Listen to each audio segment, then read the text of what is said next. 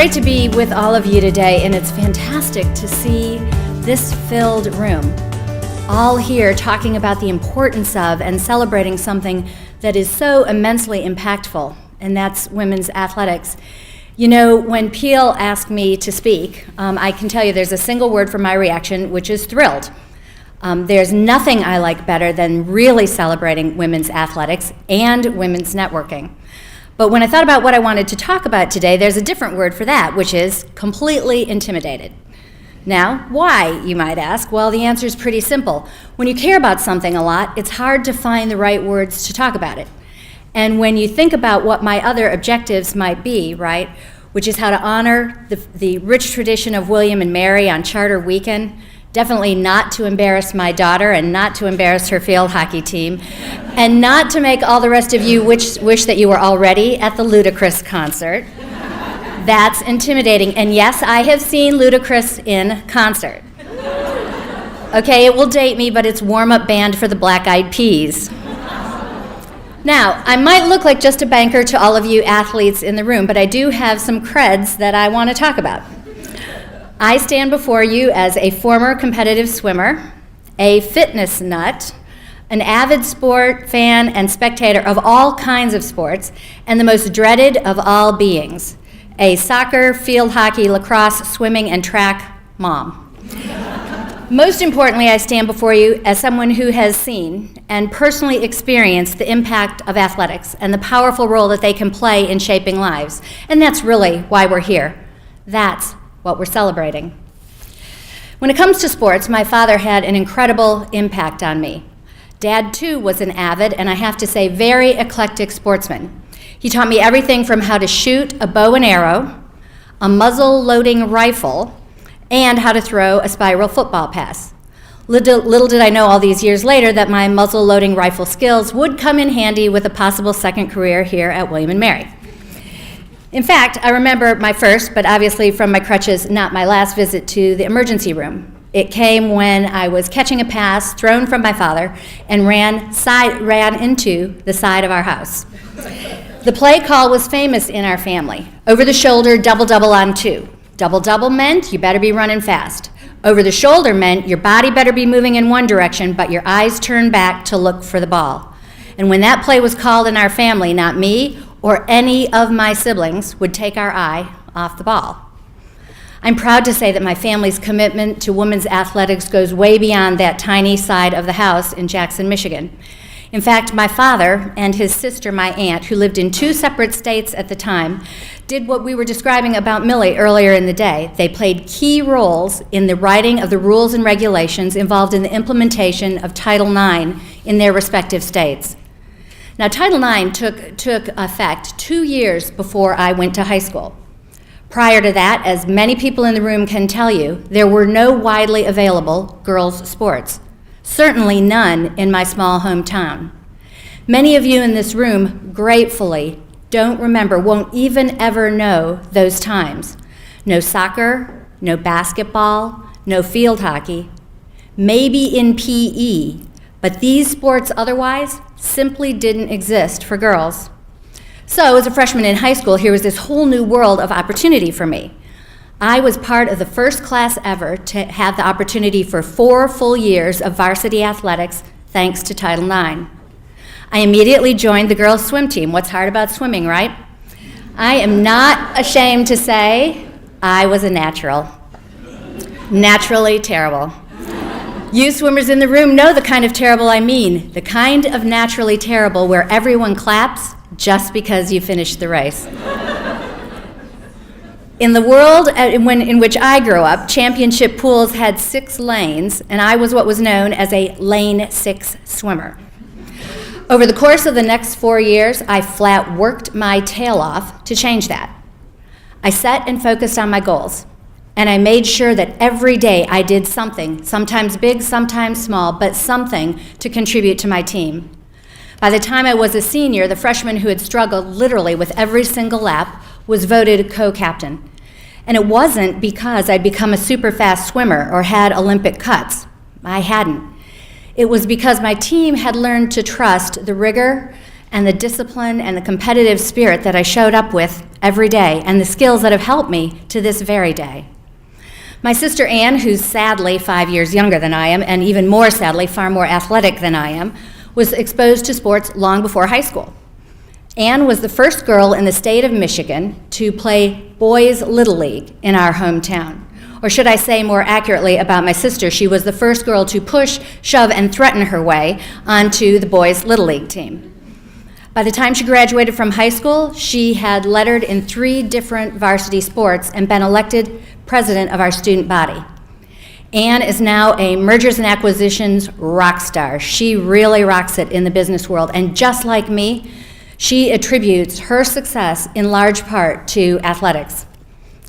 Today, I'm fortunate enough to lead a division at the bank of 100,000 people who work in over 30 countries.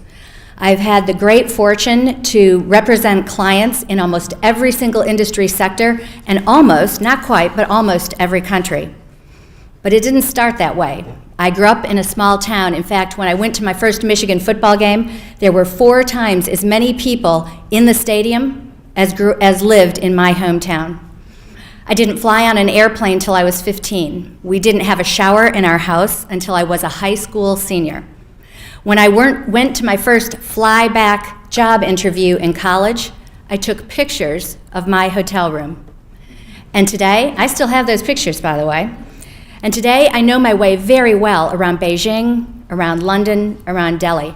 My favorite pub in the world is in Hong Kong. Big question, how does that happen? 2 words for the answer: education and athletics. In fact, I like to say it this way: education is what got me in the door for my first job. Athletics is what's made me successful. The statement I make all the time is bold, but it is definitely true, and I have said it to more than one of you in this room. Faced with the choice of 2 identical job candidates, I would choose the athlete every single time. Athletes, particularly female athletes, know how to lead and how to work within teams. They, you, are disciplined. They, you, are well-balanced. Athletes know how to prepare, how to persevere, and how to see things through to conclusion. Right swimmers, the race is never over until you touch the wall. Student athletes in particular definitely know how to handle competing priorities. And that is a totally amazing combination. One I always look for in a friend, in a fellow civic leader, and certainly on a resume. What you do every single day creates a wide variety of experiences and skills, the impact of which, whether you know it or not, extends far beyond your particular playing field. There's a key, though. The key is you have to believe. You have to believe with your entire being that what I'm saying is true. I promise you, I am right. Our award winners today know, and maybe we'll talk about the fact that this definitely holds true. But there will come a time when in your life when you're not so sure, when you're scared of what's in front of you, when the path forward might not be so clear, or when you're just worried that whatever it takes to get to the next level might not be something that you know how to do.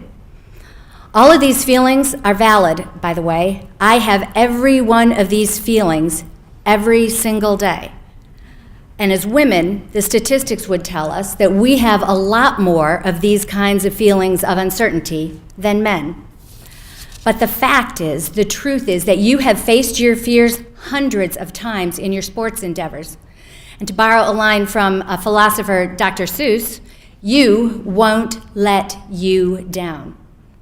Athletes don't let themselves down when they believe. You've chosen a play or a move or a strategy in a split second based on the full sum of your coaching, the full sum of your own skill, and the full sum of your competitive experiences. You've proven that no matter what the score is, you know how to win. And you know that in the moment that counts, nobody has ever dug deeper to get it done. To unlock all that power, you just got to do that one thing. You have to believe. Now, there are many contributing factors to a happy life and a happy career. Everybody's got their own perspective on that. Someday I will write a book on mine. But I thought for the purposes of today, I would go double over the shoulder on 3: confidence, preparation, and resilience. That's really what we're celebrating here. When you hear from our award winners, you will know we're talking about confidence, we're talking about preparation, and we're talking about resilience. First, confidence. Confidence, it's the absolute key. And if I had magical fairy dust, which I don't believe in but would love to have, if I had magical fairy dust, the one thing I would put over all of you before you left this room is confidence. Not arrogance, not bravado, but that feeling you have inside, that inner, often quiet belief that no matter what is in front of you, you can get it done. In business, confident people make better decisions. They know more about how to balance risk and reward. They are magnetic to great talent, and they're more successful at building important relationships. And what do athletics and performance skills do? They breed confidence. The same confidence that you have that you probably don't even realize you've got, that you can get your first serve in, that you can take the three-point shot, that you can try a new play or stop a goal. That's the same confidence that's the underpinning for what I ask people to do every day. Take on tough assignments, stretch to achieve new or unfamiliar goals, or go to work in a new job in a new city. And believe me, to be successful in any career, you have got to be great at doing all of those things. Will doing those things make you nervous? I certainly hope so. They'd better. That's how you know you're stretching. That's how you know what you're taking on is different from anything that you've done in the past. But being nervous and confident at the same time isn't oxymoronic. In fact, I think it's the winning combination. Second, preparation. In all aspects of life, I have a fundamental belief there is absolutely no substitute for preparation. It's easy to draw the graph. I'm a banker, I'm a geek, you heard all about technology. I love graphs. Put preparation on one axis and put success on the other. And I promise you, every time the analysis will show that the most prepared people are the most successful. And what's the key determinant of athletic success? Preparation. Think about what you do and what I do. Watching films is no different from reading a competitor's annual report and assessing how to win in the marketplace. Drills and warm-ups are no different than a strategy session or in preparing for a presentation. Athletes know innately from within something very special, but also something that makes them unique. What happens on game day is important, but what happens on game day is the sum of what happened in every moment of practice and preparation. People ask me all the time, can you be over-prepared? Well, as a totally obsessive person myself, I don't believe you can ever be over-prepared. But I like to think about the equation this way. For the times when I have over-prepared, what that over-preparation gives me is confidence. And then we're back to the first point. So finally, resilience. Resilience. It is all about the comeback. In fact, I was in a meeting yesterday and we were talking about something where actually my crutches give us a major setback. And I said, it's all about the comeback. When I started my career, I thought the trajectory went all in one direction, right? Up. In any career, the big expectation is that up is good and down or backwards is bad, right? Absolutely wrong. Anyone in any career, if they are telling you the truth, will tell you that they've faced setbacks, that they've had failures, that there have been times when things haven't gone according to the game plan. I've had quite a few failures, some I've had to read about in the paper myself. But what sets a person apart, what differentiates you, whether you're a teacher or a business person or a scientist, is not that you've never had a setback. It's what's done with the setback. I honestly believe that I've been successful not in spite of my setbacks, but because of my setbacks. And that's a very important distinction. I'll tell you this, if I'm interviewing somebody and they're in my office and they say they've never had a setback or a failure, the first thing I do is look at my clock and wonder how much longer the interview has to go. The simple point is, at that moment, if someone says they've never failed, Game and interview over. Athletes do amazing things with setbacks. I'm in awe every day. They get up immediately. They take the next shot. All of you know that you get tougher, you get smarter, and you grow with your athletic setbacks. And athletes know another special and important thing, that if you get lost in the setback, if you dwell in that setback, there's no possible way to move forward. Look, there is no such thing as perfection in life. All of you think you know that now, but believe me, by the time you're 54, you will really know that there's no such thing as perfection in life. But embracing the derailers and moving forward with determination, that is the secret sauce, and not anybody can do it, and you'd be surprised at how rare it is in the world. So, the most important thing I have to say to all of you is really very simple. For you student athletes, your participation in athletics is preparing you and is giving you skills and strengths that you will need and that you will use through your whole entire lives. Win or lose, it is what makes you an athlete that will make you successful. And for those of you who coach, advise, train, mentor, and support women athletes, what you do and the impact you have is immensely, immensely important. You're changing lives. You are absolutely changing lives. And by definition, you are changing the world. One last point, mostly directed to our student athletes, and it plays off of a point that was made earlier. I also believe that nothing of value is possible without investment. Investment of time and investment of resources. And I believe that the opportunities that I've had and that I've talked about are a direct result of the people who've gone before me and the people who've supported women's athletics. I take very seriously the opportunity that I have and the expectation that I believe they would have that I do the exact same thing. I once heard somebody say something that I think is very, very telling. He said that women have two hands for a reason. One to bust through the ceiling, and the other one to reach back and pull the next generation up behind us. And that means investment. It means investment of your time, your talent, and yes, when the call comes, your money. And in that moment of choice, I'd ask you to remember this. You and I wouldn't be here if someone hadn't done that for us.